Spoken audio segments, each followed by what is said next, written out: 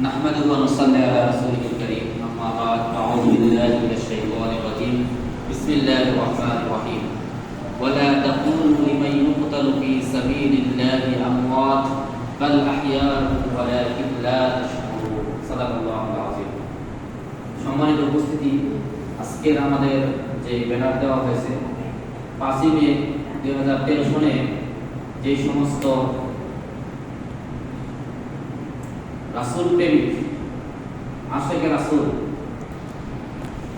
যাদের 13 দফা ছিল মূল দাবি, তার মধ্যে একটা বিশেষ দাবি ছিল যেটা আল্লাহ রাসূল সাল্লাল্লাহু আলাইহি ওয়াসাল্লামের বিরুদ্ধে যে সমস্ত নাস্তিকরা কুরুচিপূর্ণ মন্তব্য করেছিল, বিভিন্ন ব্লগের মাধ্যমে ভিডিও বানিয়ে লেখালেখির মাধ্যমে আল্লাহ রাসূলের বিরুদ্ধে লেখালেখি করেছিল, তাদের ফাঁসির দাবিতে মূলত ওই আন্দোলনটা হয়েছে।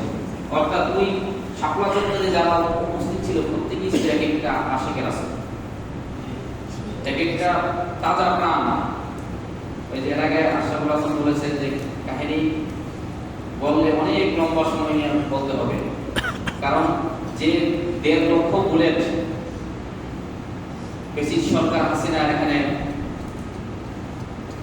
মানুষের উপর আশিক রাসূলদের উপর বর্ষণ করছে, এই 1.5 লক্ষ বুলেট আমাদের সাক্ষী আমি দিতে, কারণ আমি শাপলা চত্বর থেকে প্রথম নামাজ পড়ে রওনা দিয়েছি। এরপরে কি হয়েছে, আমার মতো যারা ছিল আমরা অনেক সময় গবেষণা করে কথা বলছি, রাত্রে যখন ঘুমাইতো 1 সপ্তাহ পর্যন্ত আমার এরকম মতো বই লাগে। যখন আমি তো 1 সপ্তাহ প্রায় 1 সপ্তাহ পরে যেহেতু আমি কেসের কারণে আমি ঢাকা থাকতে হয়েছে, বাইরে আসতে পারি।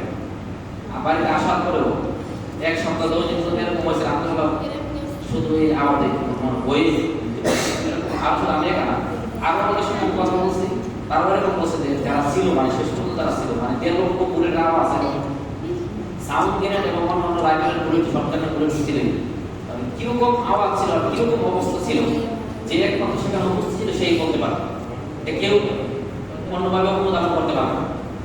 এই জন্য বলছিলাম যে যদি আমরা যে শহীদ হয়েছে তাদের বদলা আল্লাহ পাক তাদেরকে দান করছেন, তারা তো উত্তম মৃত্যুবরণ করছে, তারা সফল হয়ে গেছে দুনিয়াতে এবং আখিরাতে।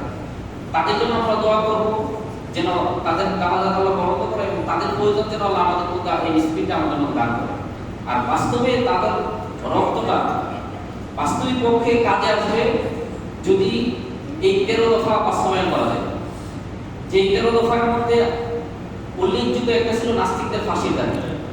মূলত এই নাস্তিকদের ফাঁসির দাবির আন্দোলনটা এমনভাবে ব্যাপক দাবন করেছিল যেটা আমরা শাপলা চত্বর অথবা তার ওই সময়টার মধ্যে 5 মের বিকাল থেকে নিয়ে একটা দাবিতে বারবার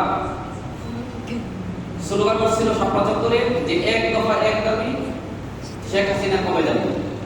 এবং আরেকটা স্লোগান ছিল মানে যখন আমরা মাঠে ছিলাম, যখন এমনভাবে চতুর্দিক থেকে পরিবেশন হচ্ছে তখন ভিতরের মধ্যে একটা স্লোগান শুরু হয়ে গেছিল যে লাগাবো সেই মারাটা হাসিনা যাবে হিন্দুস্তান বা গবু যাবে হিন্দুস্তান।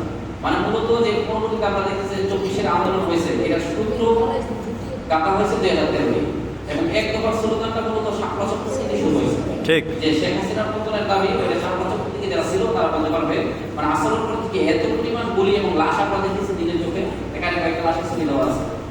এই যে সিনারিগুলো এবং দাবিগুলো দেখেন, আমরা কিন্তু এরপর থেকে আর কেউ যারা শাপলা চত্বর ছিল এরপর আমার মনে হয় না এইগুলি বা এত মায়ের খাওয়ার পরে কেউ আর হাসিনার পক্ষে কথা বলে, তারা তো সূত্র হয়ে গেছে। তার কারণে 41 লক্ষ মানুষকে এবং তাদের ফ্যামিলিকে হাসিনা সূত্র বানাইছে।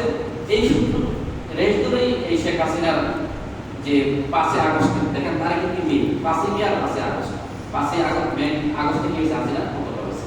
এটা মূলত ওই জনগণের যে দাবি, মানুষের চোখের পানি, বিশেষ করে আল্লামা আবু সিনা বা আল্লামা জুনাইদ বাবুল রাহিমাহুল্লাহ যখন উনি হসপিটালে ছিল, বাংলাদেশের মানুষ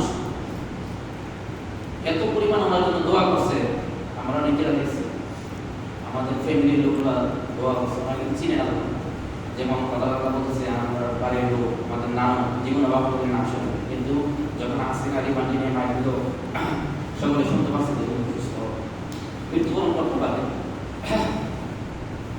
যাক, সেই হাজারো মানুষ রোজা রাখছে, দোয়া করছে, আর এই দোয়া ফসলি 5 আগস্ট হাসিনা কত করছে। এই জন্য এটা সহজ। এখন আমরা দাবি করবো হাসিনার ফাঁসি, এটা তো বাংলাদেশে হবেই।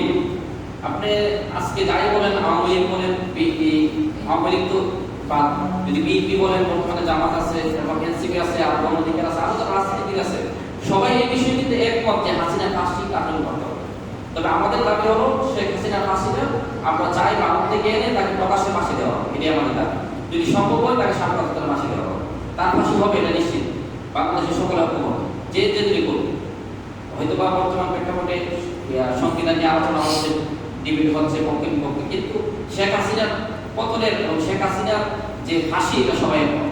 এই জন্য আমরা সরকারের সুযোগ আহ্বান জানাবো যেন ভারতের যে সরকার নির্বাচন হচ্ছে, নতুন সরকার, তাদের সাথে যোগাযোগ করে দ্রুত যেন শেখ হাসিনা এবং তার সাংবাদিকদেরকে বাংলাদেশে এনে ফাঁসিটা কার্যকর করা যায়। আর একটা কথা হলো যে 13 দফার বাস্তবায়নের কথা না করতে কিন্তু আমাদের দাবি অনেকে আছে যে 13 দফার বাস্তবায়ন সম্পর্কে জানে না। এবং বিশেষ করে 13 দফার মধ্যে একটা ছিল আল্লাহ রাসূলের যে যারা কুফরি করে তাদের ফাঁসি, আর একটা হলো কাদের নির্দিষ্ট অবস্থাভাবে ঘোষণা করা রাষ্ট্রীয়ভাবে। এই বিষয়ে আন্দোলন হচ্ছে, ইনশাআল্লাহ এই অচিরেই আমরা কয়েক মাসের ভিতরে আমরা বড়সড় একটা আন্দোলন দেখতে পাবো। আমাদের হেফাজতের মুরব্বীরা এবং মুরব্বী বিশ্বের নেতৃত্বে আমরা বড় একটা আন্দোলন দেখতে পাবো। যে আন্দোলনটা হবে এই 13 দফার একটা দফা হবে কাদিনা থেকে রাষ্ট্রীয়ভাবে অবস্থান ঘোষণা হবে। এটা একটা প্রস্তুতি হয়ে গেছে আলহামদুলিল্লাহ। ইনশাআল্লাহ আন্দোলনটা বাংলাদেশে হচ্ছে সংসদে আলোচনা হবে। এই জন্য আমরা এই সবচেয়ে দুঃখের বিষয় হলো সংসদে আলোচনা হয়, এই 71 হত্যার আলোচনা হয়, 24 হত্যার আলোচনা হয়, কিন্তু সংসদে বিশেষ করে এখন পর্যন্ত 13 সালে হত্যাকাণ্ডের বিচার নিয়ে কোনো আলোচনা হচ্ছে না। এবং বিশেষ করে যেই সংসদের মধ্যে ডিবেট হচ্ছে যে জুলাই সনদ বাস্তবায়ন নিয়ে, আমরা বলবো সকল নেতৃবৃন্দদেরকে যে 13 দফা বাস্তবায়ন নিয়ে আপনারা আলোচনা করেন। সকল এমপিদের কাছে আমাদের নেতৃত্বের কাছে আমাদের আহ্বান থাকবে যে 13 দফায় বাংলাদেশের জন্য বাস্তবায়ন করা যায়। যেই দফা আল্লাহ মাহমুদ শফি সাহেব নিজে সাইন করেছেন, আল্লাহ নিজে সাইন করেছেন, সেই দফাটা যদি বাস্তবায়িত হতে পারে তাহলে আল্লাহ মাহমুদ শফির যে দেখ, আল্লাহ বাবুল যে দেখ, আল্লাহ মাহমুদ হোসেন কাসেমি সহ বড় বড় আলেম আমাদের যে দেখ, সেই দেখ এবং যে শত শত শহীদদের রক্ত এবং আহতদের তাদের অঙ্গহানি, তাদের বিকলাঙ্গ হওয়ার সবগুলো দেখ আমি মনে করি সফল হবে যদি আমাদের এই 13 দফা বাংলার জমিতে বাস্তবায়ন হয়। আল্লাহ পাক রব্বুল আলামিন বর্তমান সরকারকে, বিরোধী দলকে সকল পক্ষবদ্ধভাবে এই 13 দফা বাস্তবায়ন করার তৌফিক দান করেন। আমিন। শেষ